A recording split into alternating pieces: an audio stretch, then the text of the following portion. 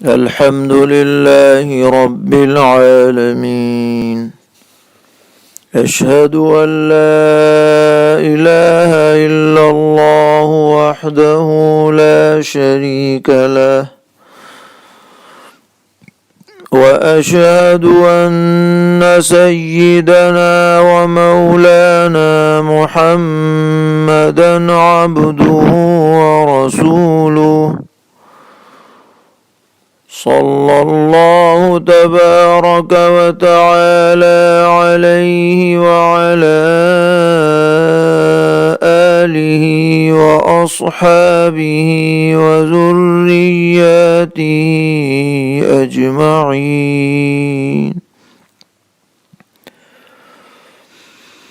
أما بعد، فأعوذ بالله من الشيطان الرجيم. بسم الله الرحمن الرحيم.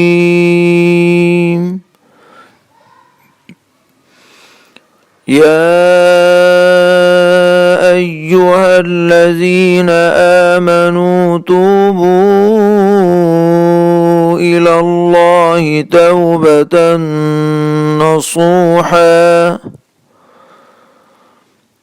عسى ربكم أن يكفر عنكم سيئاتكم ويدخلكم جنات تجري من تحتها الأنهار، يوم لا يخزي الله النبي والذين آمنوا معه، نورهم يسعى بين أيديهم وبأيمانهم، يقولون ربنا أتمم لنا نورنا واغفر لنا إنك على كل شيء قدير.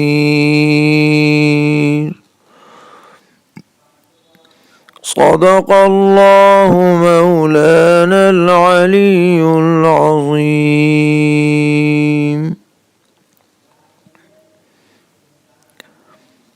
یہ آیت مبارکہ تمام اہل ایمان کے لیے بہت زیادہ بشارت آمیز بھی ہے اور امید افزا بھی ہے۔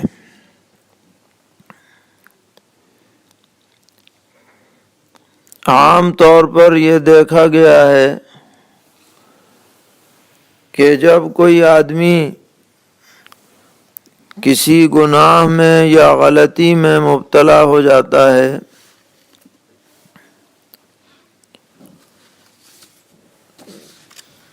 تو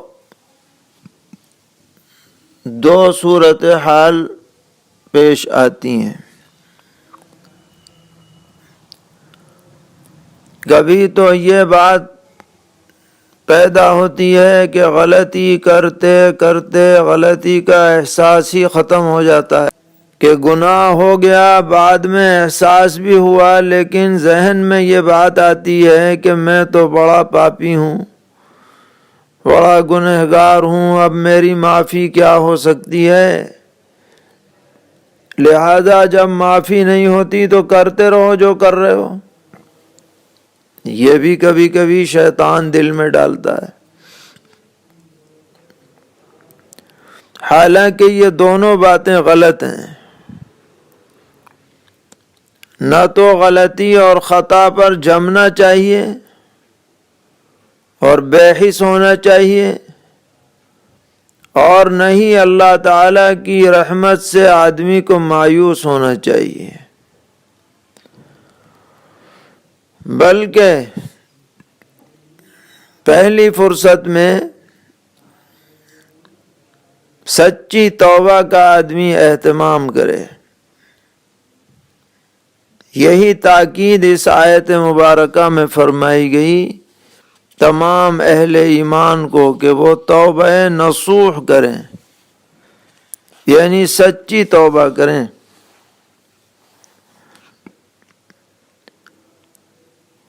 اور پھر جو آدمی سچی توبہ کر لے گا تو اللہ تبارک و تعالی نے اس سے وعدہ فرمایا ہے کہ جو سچی توبہ کرے گا تو ہم اس کے سب پچھلے گناہ معاف کر دیں گے اور ہم اسے جنت کا مستحق بنا دیں گے۔ اور بہت بڑی بات یہ ہوگی کہ میدان حشر میں ایسے توبہ کرنے والوں کو کسی ذلت سے سابقہ نہیں پڑے گا، ان کا معاملہ عزت اور عافیت والا اللہ تعالیٰ فرما دیں گے۔ تو جو آدمی بھی سچی توبہ کر لے اس کو انشاءاللہ دنیا میں بھی راحت ملے گی اور آخرت کی زندگی بھی اس کی ذلت اور پریشانی سے محفوظ ہو جائے گی۔ اب سوال یہ ہے کہ سچی توبہ کسے کہتے ہیں؟ کیونکہ ہر آدمی کہہ سکتا ہے کہ میں نے تو کر لی توبہ، میں نے تو کان پکڑ لیے، میں نے تو زبان سے کہہ دیا کہ اللہ میں توبہ کرتا ہوں، میں نے تو پوری تسبیح استغفار کی پڑھ لی، تو کیا یہی خالی توبہ کہلائے گی؟ تو بعض روایات سے ثابت ہوتا ہے کہ نبی اکرم صلی اللہ تعالی علیہ وسلم نے سچی توبہ کی تعریف فرماتے ہوئے ارشاد فرمایا کہ سچی توبہ کا مطلب یہ ہے کہ جیسے ہی گناہ صادر ہو تو آدمی دل میں شرمندہ ہو جائے کہ بہت برا ہوا، ندامت اور شرمندگی کا اسے احساس ہو، اور پھر اللہ تبارک و تعالی سے اسی احساس ندامت کے ساتھ مغفرت طلب کی جائے اور یہ پختہ عزم اور ارادہ کیا جائے کہ آئندہ اس گناہ کے قریب بھی نہیں جاؤں گا۔ جب یہ بات جمع ہوگی کہ دل میں شرمندگی ہو، حسن بصری رحمہ اللہ تعالی فرماتے ہیں کہ توبہ نصوح سے مراد یہ ہے کہ تم گناہ سے ایسے نفرت کرنے لگو جیسا کہ توبہ سے پہلے اس گناہ کی طرف رغبت کیا کرتے تھے، توبہ کے بعد اس سے تم اتنی ہی نفرت کرنے لگو۔ مثلا کوئی گانا باجا یا فلم ہمیں بہت مرغوب تھی، بڑی پسند تھی اور ہر وقت دل اس میں لگا رہتا تھا، لیکن جب توبہ کر لی تو اس سے اتنی ہی نفرت ہو گئی جتنی پہلے رغبت ہوا کرتی تھی۔ یہ دلیل ہے کہ یہ توبہ سچی توبہ ہے۔ اور فرمایا کہ جب وہ گناہ پرانا والا یاد آ جائے فوراً دل اور دماغ اور زبان استغفار میں لگ جائے کہ بہت برا ہوا تھا، وہ میری زندگی کا بدترین لمحہ تھا جب میں اس گناہ میں گرفتار تھا، تو سمجھا جائے گا کہ اس نے سچی توبہ کر لی ہے۔ اور ساتھ میں یہ پختہ عزم اور ارادہ ہو کہ اب اس گناہ کے قریب نہیں جانا ہے، تب سمجھا جائے گا کہ وہ سچی توبہ کرنے والا ہے۔ اور اگر خالی زبان پر توبہ ہے اور اندر اندر پلان بنا رہا ہے کہ ابھی جب موقع ملے گا تو میں پھر وہی کام کروں گا، تو یہ توبہ نہیں ہے، توبہ کا مذاق ہے۔ اور آدمی اپنے جیسے انسان کو تو فریب دے سکتا ہے، اللہ تبارک و تعالی کو کوئی دھوکہ نہیں دے سکتا۔ اسی لیے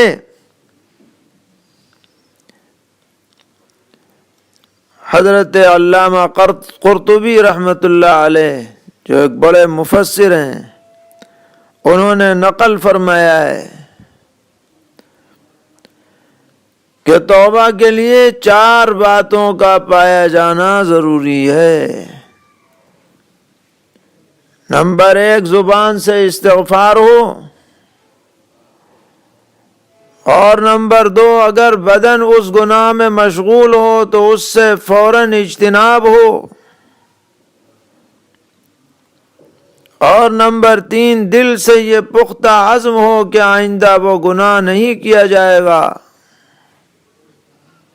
اور چوتھی بات یہ کہ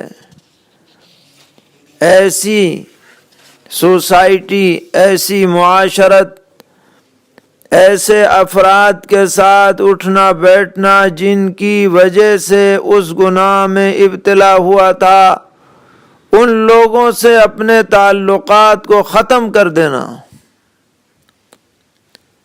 جب یہ 4 باتیں پائی جائیں گی تو توبہ نصوح کہلائے گی۔ اور اس میں حضرت علامہ حافظ ابن حجر عسقلانی رحمۃ اللہ علیہ نے ایک بات کا اور اضافہ فرمایا کہ اگر اس گناہ کا تعلق حقوق العباد سے ہو، کسی کو گالی دی، کسی پر بہتان لگایا، کسی کا دل دکھایا، کسی کی عزت اتاری، کسی کا پیسہ لیا، کسی کی جائیداد دبائی، اس طرح کا گناہ اگر ہو تو جب تک اس کا حق ادا نہ کر لیا جائے یا اس سے معاف نہ کرا لیا جائے، استغفار ہو، اس عمل کو آئندہ نہ کرنے کا پختہ عزم اور ارادہ ہو، اور اگر حقوق العباد میں سے ہے تو اس حق کی ادائیگی کی فکر ہو، تب سمجھا جائے گا کہ اس آدمی نے واقعی سچی توبہ کی ہے۔ اللہ تبارک و تعالی نے اس آیت مبارکہ میں تمام اہل ایمان کو سچی توبہ کی تلقین بھی فرمائی، اور ساتھ میں توبہ کرنے کے بعد جو اس کی برکات اور ثمرات ظاہر ہوں گے ان کا بھی تذکرہ فرمایا ہے۔ احادیث شریفہ میں بھی متعدد روایتیں موجود ہیں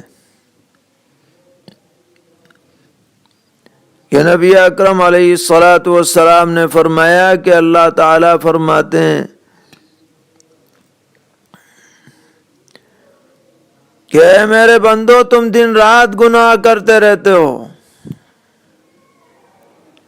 لیکن جب تک تم مجھ سے مغفرت چاہتے رہو گے میں تمہیں بہرحال مغفرت سے نوازتا رہوں گا، اس لیے مجھ سے مغفرت چاہتے رہو۔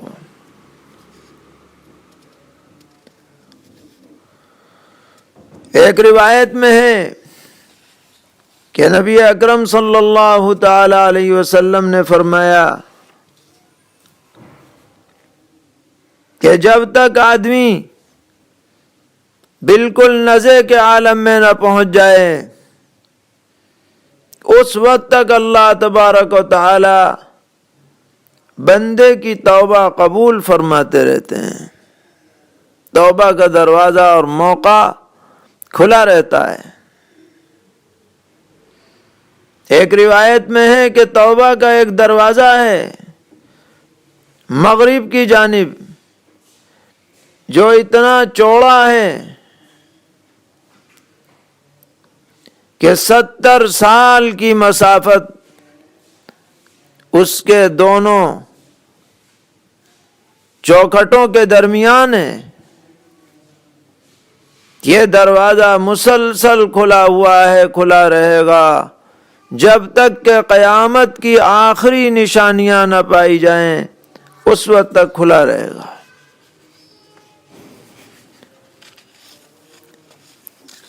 اور اللہ تبارک و تعالی کو بندے کی توبہ سے بہت ہی خوشی ہوتی ہے، بڑی مسرت ہوتی ہے۔ نبی اکرم صلی اللہ تعالی علیہ وسلم نے فرمایا کہ اگر کوئی شخص جنگل بیابان میں سفر کر رہا ہو اور وہ چلتے چلتے کسی جگہ سواری سے اتر کر آرام کرنے لگے،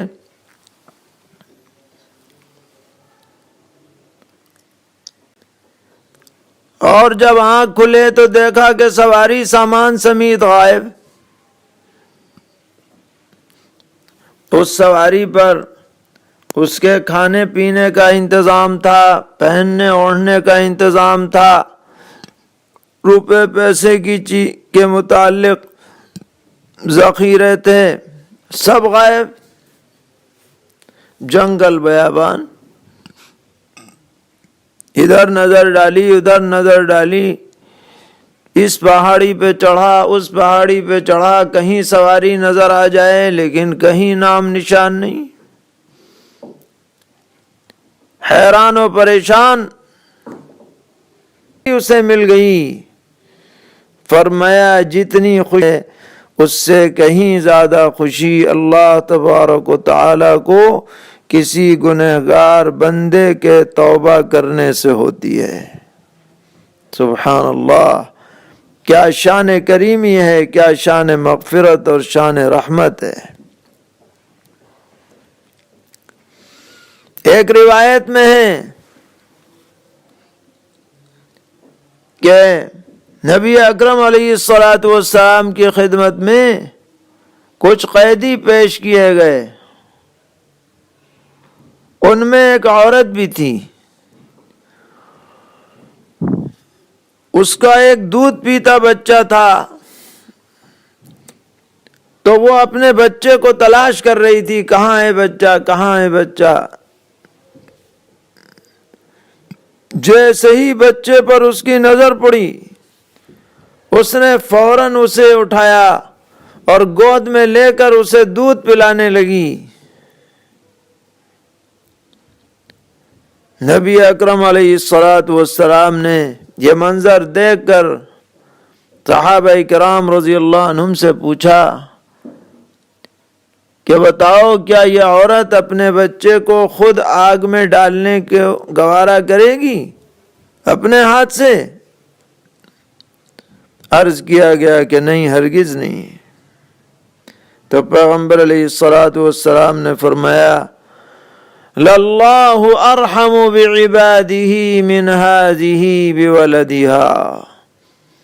جتنی محبت اور رحمت کا جذبہ اس ماں کے دل میں ہے اس بچے کے لیے، اس سے کہیں زیادہ رحمت اور شفقت اور رأفت اللہ تبارک و تعالی اپنے ہر بندے سے فرماتے ہیں۔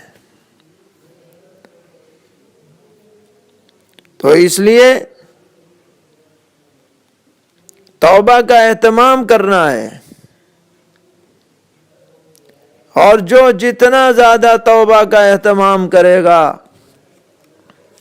اتنا ہی اللہ تبارک و تعالی کا محبوب بن جائے گا، پسندیدہ بندہ بن جائے گا، مقرب بندہ بن جائے گا۔ اسی لیے نبی اکرم علیہ الصلاۃ والسلام نے بہت زیادہ اہتمام فرمایا توبہ اور استغفار کا۔ ایک روایت میں ہے کہ میں دن میں 70 مرتبہ استغفار کرتا ہوں تاکہ دل کے اوپر جو آنے والے اثرات ہیں وہ بھی مٹ جائیں اور ختم ہو جائیں۔ اس لیے ہم سب کو اس کا اہتمام کرنا چاہیے، بار بار سچی توبہ کریں، خیال رکھیں کہ گناہ نہ ہونے پائے، اور اگر کبھی بے خیالی میں گناہ ہو جائے تو اسے ہلکا نہ سمجھے۔ ایمان کی علامت یہ ہے کہ مومن گناہ سے ایسا ڈرتا ہے اور اس کو ایسا احساس ہوتا ہے جیسے وہ کسی پہاڑ کے دامن میں بیٹھا ہو اور ڈر ہو کہ کہیں پہاڑ اس پر نہ گر جائے۔ اس لیے گناہ کو کبھی آدمی ہلکا نہ سمجھے، اور جب ہلکا نہیں سمجھے گا تو فوراً اس کا بوجھ ہٹانے کی فکر اور کوشش کرے گا، اور کوشش ہر آدمی کچھ نہ کچھ اس سے کوتاہیاں ہوتی رہتی ہیں۔ گناہوں سے پاک تو صرف اور صرف پیغمبر علیہ الصلاۃ والسلام ہیں، انبیاء علیہم السلام ہیں۔ ان کے علاوہ کوئی یہ دعویٰ نہیں کر سکتا کہ مجھ سے کبھی کوئی گناہ ہی نہیں ہوا۔ اسی لیے نماز پڑھنے کے بعد استغفار کی تعلیم کی گئی تاکہ آدمی یہ احساس کرے کہ جیسا حق تھا نماز کا وہ مجھ سے ادا نہیں ہو سکا، کمی کوتاہی رہ گئی۔ اس لیے موقع بموقع جب بھی یاد آ جائے استغفار کا اہتمام ہو، سچی توبہ ہو، گناہوں سے بچنے کی فکر ہو۔ جب ایسا ہوگا تو اللہ تبارک و تعالی بہت ہی شاندار بشارت ہمیں سنا رہے ہیں، جس بشارت کا اصل اندازہ تو آخرت ہی میں جا کر کے ہوگا، لیکن جو اصحاب معرفت ہیں وہ ان بشارتوں کو پڑھ پڑھ کر اپنے دل میں فرحت محسوس کرتے ہیں